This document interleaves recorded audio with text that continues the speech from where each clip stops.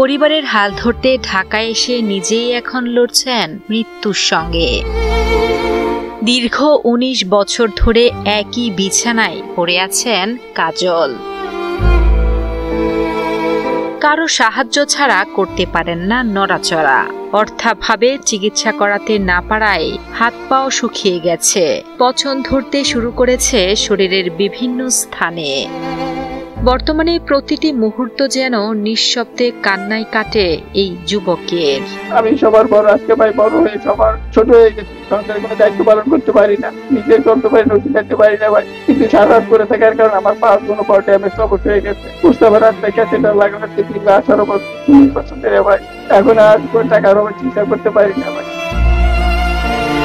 মুন্সিগঞ্জ শহরের থানা কাউন্সিলর এলাকার বাসিন্দা হাফিজুর রহমান কাজল পরিবারের বড় সন্তান হয় মাত্র ১৯ বছর বয়সে অভাবের সংসারের হাল ধরতে ২০০৭ সালে পাড়ি জমান ঢাকায়। চাকরি নেন একটি মোবাইল দোকানে। কিছুদিন পর ঢাকা থেকে বাড়ি ফেরার সময় স্থানীয় দ্বন্দ্বের জেরে ৬ থেকে ৭ জন মুখোশধারী লোক রাতের বেলা নির্মমভাবে ধারালো অস্ত্র দিয়ে কাজলের গলা, পিঠ এবং কোমরের পেছনের অংশে উপর্যুপরি আঘাত করে ধান খেতে ফেলে রেখে চলে যায়। পরদিন সকালে স্থানীয়রা তাকে উদ্ধার করে ভর্তি করেন ঢাকা মেডিকেল কলেজ হাসপাতালে। দীর্ঘদিন মৃত্যুর সঙ্গে যুদ্ধ করে অবশেষে বাড়ি ফেরেন কাজল, তবে ফিরতে পারেননি স্বাভাবিক জীবনে। আমি সুস্থ ছিলাম ভাই। আমাদের এলাকার কিছু সন্ত্রাস চাঁদাবাজ ছেলেরা আমার এই ঘর সবাই করে ফেলছিল ভাই। রাতের অন্ধকার চোখ হইতে গামছা বেঁধে আমি চাঁদা দেই না দেয় অস্বীকার করছি বলে আমার এই লোককে মারলো ভাই। সারা রাত বাথরুমে পড়েছিলাম ভাই। আমার এই ছেলেটা বড় ছেলে, এই সংসারে হাল ধরার ছেলে। এখন বাবা আমার এই ছেলেটাকে মারার পর থেকে আমি অনেক দুঃখে কষ্টে আছি। প্রাণে বাঁচলেও সেই হামলায় ধারালো অস্ত্রের আঘাতে কাজলের কিডনি মারাত্মকভাবে ক্ষতিগ্রস্ত হয়। এর জেরে ধীরে ধীরে হাত পা অচল হয়ে যায়, শরীর হারায় কার্যক্ষমতা। অর্থাভাবে করাতে পারেননি উন্নত চিকিৎসাও। তারপর থেকে দীর্ঘ ১৯ বছর পুরো অচল অবস্থায় বিছানায় পড়ে আছেন তিনি। চিকিৎসার অভাবে হাত পা শুকিয়ে একেবারেই অকার্যকর হয়ে গেছে।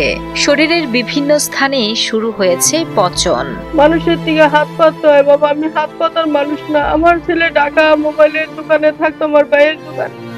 আমার ছেলের থেকে চাঁদাবাজ চাওয়ানোর পর থেকে বাবা, আমার ছেলেটা মারার পর থেকে আমি অনেক কষ্ট আছি। বর্তমানে পরিবারের একমাত্র উপার্জনক্ষম ব্যক্তি বৃদ্ধ বাবা শামসুল ইসলাম একটি প্রতিষ্ঠানে নিরাপত্তা প্রহরী হিসেবে কাজ করেন। সামান্য যা উপার্জন করেন তা দিয়ে ৩ বেলার খাবার জোটানোই কষ্টকর।